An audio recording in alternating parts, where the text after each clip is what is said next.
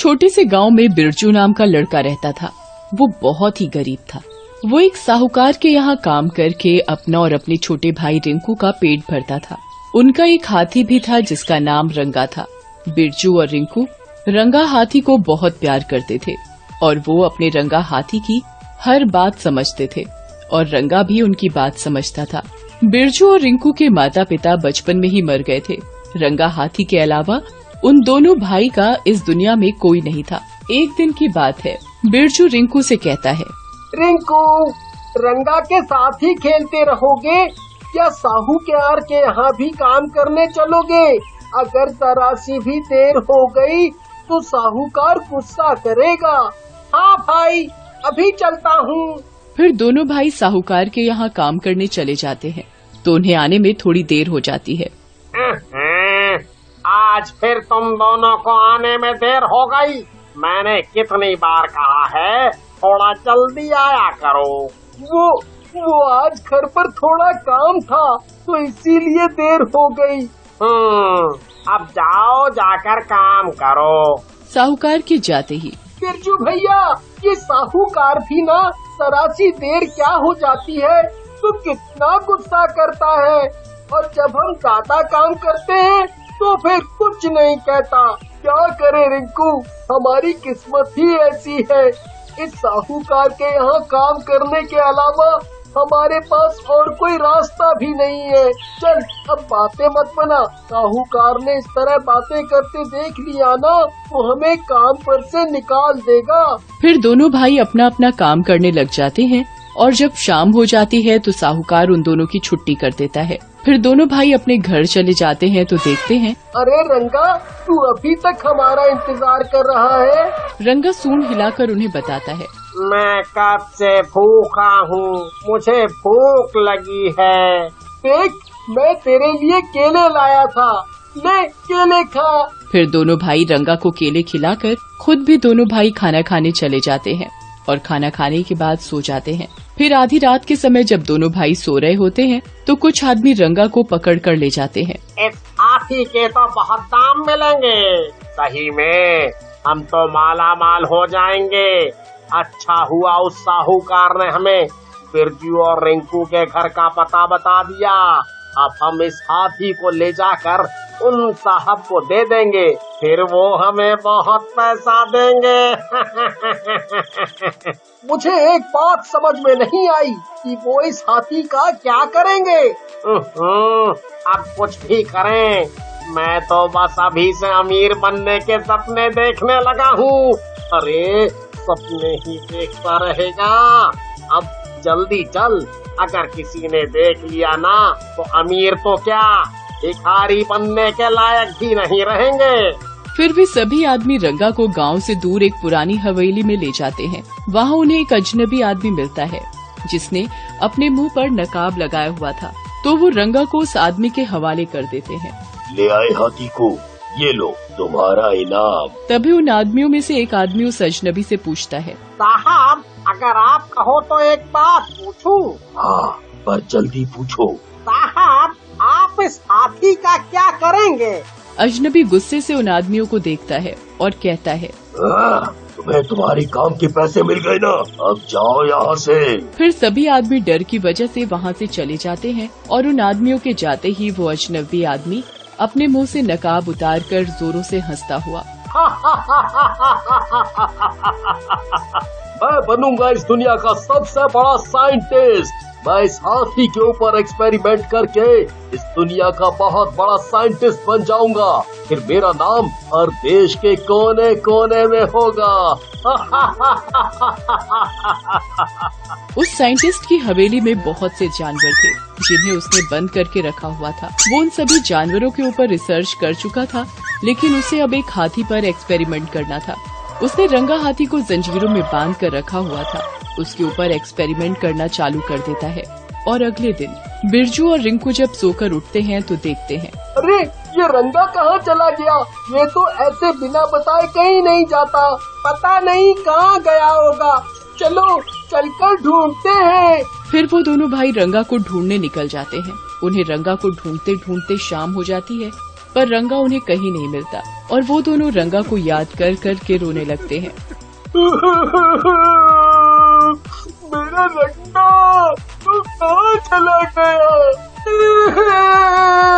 पता नहीं रंगा किस हालत में होगा, पता नहीं कौन ले गया हमारे रंगा को। उधर साइंटिस्ट जैसे ही रंगा हाथी के ऊपर पहले दिन एक्सपेरिमेंट करने के लिए इंजेक्शन लगाता है तो रंगा बड़ी जोरों की चिंघाड़ता है। मुझे दर्द हो रहा है, मुझे छोड़ दो, मुझे जाने दो, तुम ये मेरे ऊपर क्या कर रहे हो? लेकिन साइंटिस्ट रंगा की भाषा नहीं समझ पा रहा था। वो उसे इंजेक्शन लगा देता है और रंगा बेहोश हो जाता है, पर साइंटिस्ट उसके ऊपर लगातार एक्सपेरिमेंट करता रहता है। अब वो दिन दूर नहीं जब मैं दुनिया का सबसे बड़ा ऐसे ही उस साइंटिस्ट को रंगा हाथी के ऊपर एक्सपेरिमेंट करते हुए काफी दिन हो जाते हैं। तो फिर एक दिन बस एक और लास्ट दिन, फिर ये हाथी आदमियों की तरह बात करने लगेगा, उन्हीं की तरह बोलेगा। बस कल का दिन और फिर वो साइंटिस्ट अगले दिन का इंतजार करने लगता है। जैसे ही अगला दिन आता है, बस आज मेरे एक्सपेरिमेंट का आखिरी दिन है। जैसे ही मैं इसे ये इंजेक्शन लगाऊंगा, फिर ये हाथी आदमियों की तरह बोलेगा। फिर जैसे ही वो साइंटिस्ट रंगा हाथी को इंजेक्शन लगाता है तो वो हाथी जोरों से चिंघाड़ने लगता है। मुझे दर्द हो रहा है, मुझे छोड़ दो, मुझे बहुत तकलीफ हो रही है।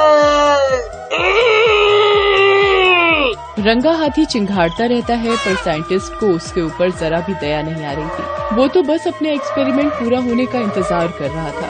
वो उसके ऊपर दर्दनाक एक्सपेरिमेंट करता रहता है। उसके ऊपर हाथी के चिल्लाने का कोई असर नहीं होता। जैसे ही साइंटिस्ट रंगा हाथी के ऊपर आखिरी इंजेक्शन लगाता है तो हाथी बुरी तरह तड़पने लगता है और वो बुरी तरह चिल्ला रहा था, बचाओ, मुझे मत मारो, मेरा तन फूट रहा है, कोई मुझे बचाओ। जैसे ही साइंटिस्ट का एक्सपेरिमेंट पूरा होने वाला होता है, तभी अचानक से उस साइंटिस्ट का एक्सपेरिमेंट फेल हो जाता है और रंगा की मौत हो जाती है। ओह, ये क्या हो गया? मेरी सारी मेहनत पर पानी फिर गया। ये मेरा 5वां एक्सपेरिमेंट था और ये भी फेल हो गया। बड़ी मुश्किल से तो इस बार हाथी का इंतजाम किया था, अब दूसरा हाथी कहाँ से लाऊंगा? रंगा हाथी मरने के साथ ही भूत बन जाता है और वो अपने सामने खड़े साइंटिस्ट को अपने पैरों से कुचलकर उसे मार देता है और जोर जोर से रोने लगता है।